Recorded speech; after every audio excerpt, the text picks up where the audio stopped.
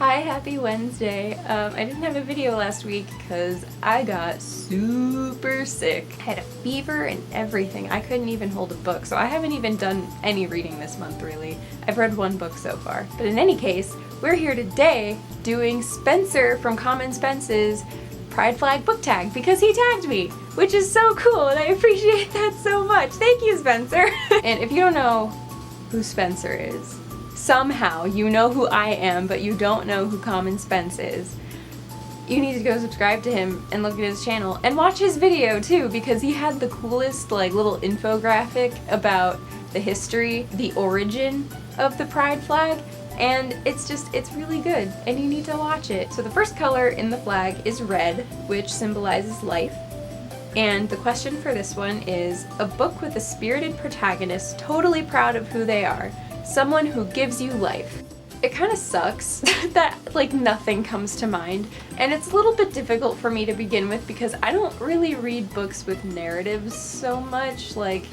I'm more of a science person. Most of the books I read are about science. They're not very conducive to representation as you would think of it in a book. But I tell you what, I'm gonna say a real life person, a writer who was unapologetic as they could have been, and that's Oscar Wilde. I think if you want to read about someone who was super important in LGBT history and was just super unapologetic, even when it was really stupid. So he is my answer for the first one. The second color is orange, which symbolizes healing, and the question for this one is a book that made you, as the reader, find a deeper meaning or catharsis in your own life. And for this one,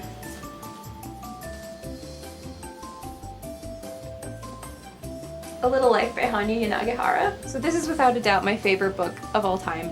I've talked about it a million times on this channel, but I love it so much. Queerness isn't really front and center in the narrative per se. It's not it's just present in the same way that it is in life. It just happens to be there.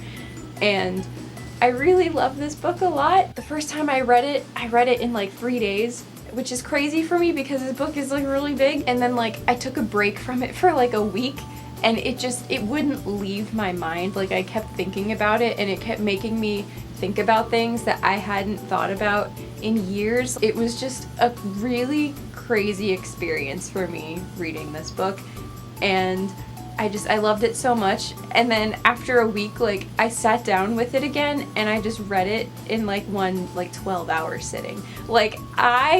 Anthony from Queer Eye had a fucking photo shoot with his copy of this book, and same. It's not for everyone. I recommend reading a plot summary of it before you read it. I read the Wikipedia summary of it before I bought it, and I still love it. I knew what happened at the end, and it didn't bother me, but I also don't really care about spoilers. The next color is yellow, which symbolizes sunshine. And the question for this one is a book that fills you with so much joy it could brighten even your darkest day. And I mean, Frog and Toad. Frog and Toad all the way. I can't even fucking talk. I love Frog and Toad so much. They're just so happy. The stories are so cute. I will be feeling really shitty and I will just pull one of these out and I will read it, and if I still don't feel better, I'll read the second one. I know that there's 4. I'm missing 2 and it's driving me crazy. Last year, I just really felt like I needed Frog and Toad back in my life, so I went to the used bookstore and I was just foaming at the mouth Frog and Toad, and I found them. And then even when I was paying for them, the cashier was like, Frog and Toad, and I was like, I know! I feel even as a kid, before I knew what being gay even was, I knew that Frog and Toad were in love. I just knew. I've always known. They love each other and they're in love, and it's really cute and I love it so much. The frogs are gay and so am I. The next color is green, which symbolizes nature. And the question is a book that is out of this world, a reality different from our own. This one's difficult because I really don't read books that are outside of our reality.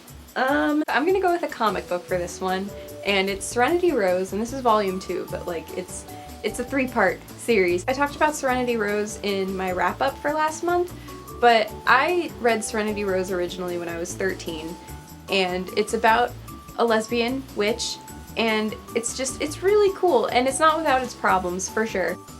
But I still love it, despite all of its problems. And yeah, I've loved this story for so long. I've loved Serenity for so long, and I can't talk about a comic book without showing off the art style.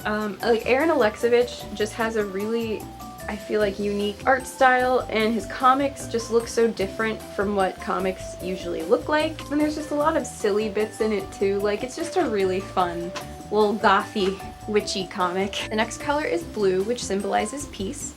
And the question is, a book where one of the characters finds peace with a difficult truth. And for this one, I'm gonna say Morris by E.M. Forster.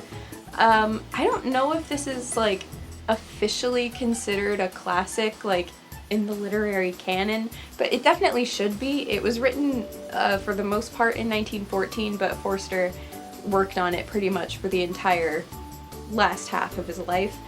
And it's really good. It's about a boy in Edwardian England coming to terms with being gay, and the people that he meets and the boys that he dates. But there's a quote on the back from Forster that I just want to read because I feel like it says it all. "Happiness," Forster wrote, "is its keynote. In Morris, I tried to create a character who is completely unlike myself or what I supposed myself to be.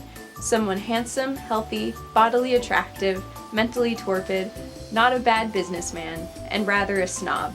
Into this mixture, I dropped an ingredient that puzzles him, wakes him up, torments him, and finally saves him." And I've talked about this book before, I think, in one of my other tag videos, but it has a movie adaptation that I really love, and I love it so much that I get it confused with like what actually happens in the book a lot.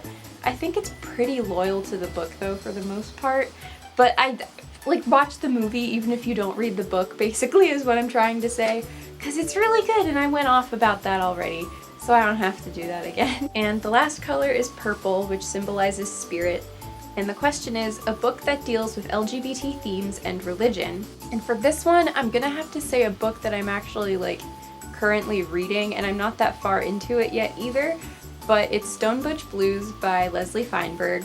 And I mentioned this book in my TBR for this month, and Leslie Feinberg is a really kind of important member of LGBT history. They were a person who kind of tiptoed the line a little bit between being a butch lesbian and trans masculine, and they wrote the book Stone Butch Blues, I think, to be kind of partially autobiographical. And so the character in Stone Butch Blues kind of grows up in the 40s or the 50s, and so the character in Stone Butch Blues is supposed to reflect the kind of nuanced relationship with gender that a lot of lesbians have, and she grows up in a Jewish family. And yeah, that's all I can really say about it. Like, I don't know much about it because I'm only just starting it, but yeah, so that's my Pride Flag book tag. I hope you enjoyed watching. Let me know if you've read any of these books or if you plan on reading any of these books and what you thought of them. And yeah, so I think that's it. One more thing that I want to mention. I recently listed some like witchy charms on my Etsy, so if you want to like check those out and like support me, maybe, you can. They're there. Sometimes I do insect taxidermy on there too, and I actually have some bugs I really need to list. So if you want to check that out, you can. It's there. Yeah, I hope you enjoyed watching, and if you want to see more of me, then you can just hit subscribe, and every Wednesday I'll be here unless I have a fever. But yeah, I hope you have a good day, and I'll see you next week.